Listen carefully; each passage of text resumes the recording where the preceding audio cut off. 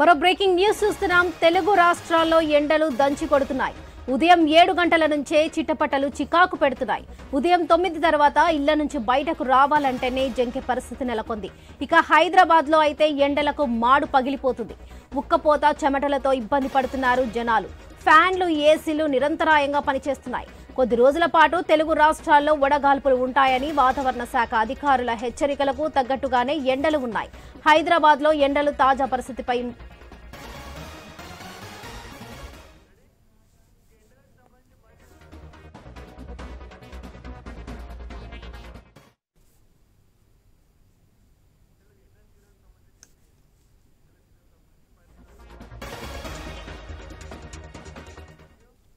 ఇక హైదరాబాద్ గురూజీ రామ్ నారాయణ్ జీ ప్రపంచ ప్రఖ్యాత జ్యోతిష్యులు ఇప్పుడు మన హైదరాబాద్ లో ఎటువంటి సమస్యలకైనా తక్షణ పరిష్కారం చేయబడును. సంప్రదించండి 96651137 9000004357. వరలక్ష్మి రాష్ట్ర వ్యాప్తంగా అయితే ఎండలు మండిపోతున్నాయని చెప్పుకోవచ్చు. రోజు రోజు కూడా వడగాల్పులు తీవ్రంగా ఉన్నాయని చెప్పుకోవచ్చు.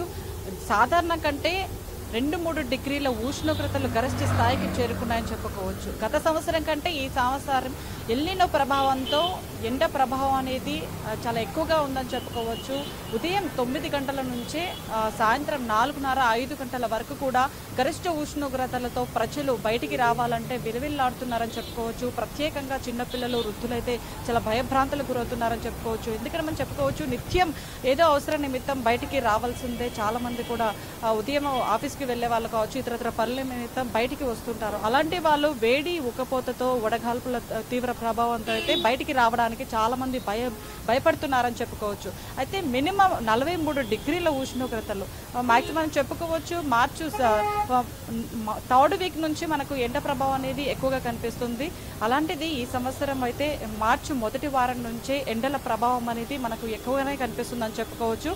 అయితే గత సంవత్సరం కంటే ఈ సంవత్సరం కాస్త ఎండలు ఎక్కువగానే ఉన్నాయని చెప్పుకోవచ్చు. ఎండల తీవ్రత వల్ల ఇటు సామాన్య ప్రజలు కూడా బయటికి రావడానికి భయభ్రాంతులకు గురవుతున్నారని చెప్పుకోవచ్చు. ఇటు వాతావరణ శాఖ అధికారులు కూడా ఎండల ప్రభావం గత సంవత్సరం కంటే ఈ సంవత్సరం ఎక్కువగా ఉంటాయి.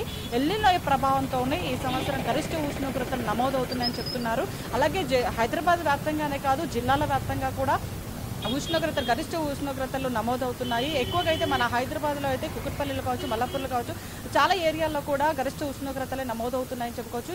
ఇక్కడ జిల్లాల వ్యాప్తంగా అయితే ఆదిలాబాద్, నిర్మల్, జగిత్యాల, జయశంకర్, భూపాలపల్లి, కరీంనగర్ ఇలా పలు జిల్లాల్లో కూడా గరిష్ట స్థాయిలో ఉష్ణోగ్రతలు నమోదవుతున్నాయి.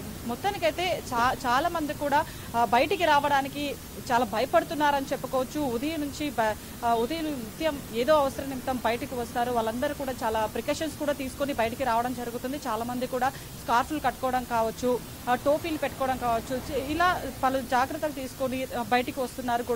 గొడుగులు పట్టుకొని బయట తిరుగుతున్నారు. అలాగే డీహైడ్రేషన్ అవ్వకుండా కూడా సామాన్య ప్రజలు చాలా అప్రమత్తంగా ఉండాలి. వాటర్ కూడా ఎప్పటికప్పటికి స్వీకరిస్తూ చెరుకు రసాలు కావచ్చు, కొబ్బరి బొండాలు కావచ్చు, ఇలా చాలా కూడా నిమ్మరసాలు కావచ్చు, ఇలా వాళ్ళ బాడీని డీహైడ్రేషన్ అవ్వకుండా జాగ్రత్తగా మలుచుకోవాలని చెప్పేసి కూడా ఇటు డాక్టర్లు కూడా హెచ్చరికలు జారీ చేస్తున్నారు. చూసుకోవచ్చు, మన రోడ్లపైన కూడా చాలా స్ట్రీట్ ఫుడ్ వాళ్ళు కావచ్చు, కూరగాయలు అమ్మే వాళ్ళు కావచ్చు, నిత్యం కార్మికులు కావచ్చు, చాలా మంది కూడా రోడ్ ఎక్కితే కానీ పూట గడవని పరిస్థితులు కూడా చాలా మంది ఉంటారు. అలాంటి వాళ్ళు కొంచెం ఎండ తీవ్రత ఎక్కువగా ఉంది కాబట్టి వాళ్ళు జాగ్రత్తగా ఉండాలని చెప్పేసి కూడా ఇటు అధికారులు చెప్తున్నారని చెప్పుకోవచ్చు. సో మొత్తం మనం చూస్తున్నాము, 43 డిగ్రీల మేర ఉష్ణోగ్రతలు నమోదవుతున్నాయి కాబట్టి ప్రజలు చాలా జాగ్రత్తగా ఉండాల్సిన పరిస్థితిగా మనకు కనిపిస్తుంది.